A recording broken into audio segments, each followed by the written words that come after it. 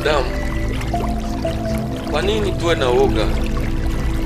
Ijapokuwa woga ni udhaifu ndani ya mwanadamu.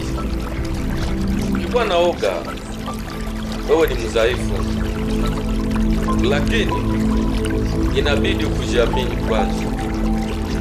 Ijapokuwa ukila moga yoyote ni mdhaifu. Kwa nini ni mdhaifu? Kwa kuwa ukikuwa ndani mwako, ukikuwa na woga ndani mwako, kuna vitu vingine ambavyo vitu vyenye ungeshinda utashindwa.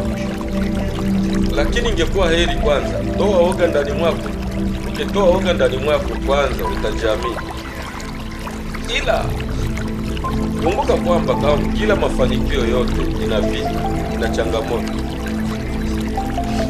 Ukikuwa mtu mwenye mafanikio, unakuwa na maadui wengi sana.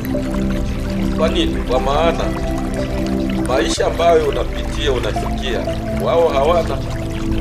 Ndio maana kazi nyingi, majukumu mingi sana.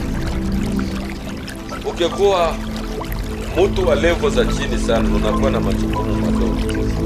Ukikuwa na level za juu sana, unakuwa na majukumu mengi sana.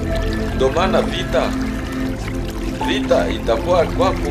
Vita watu watakushambulia ili ulicho nacho kianguke, kenye uko nacho kianguke. Kwa kuwa kumbuka kwamba kuna wengine wakati uko katika furaha, kuna wengine wanataka ulie, ila furaha haitakuja kwako kabla wewe mwenyewe hautafute furaha. Ndio maana siku zote kaishi katika maisha ya mateso, wakasema hiyo ndiyo maisha yangu. Kweli utaishi vile vile hizo unataka, lakini kwa kuwa mimi naamini kwamba mwenye ana njaa anatafuta chakula, na wewe mwenye mateso anatafuta ondoe mateso wake. Bwana kubariki.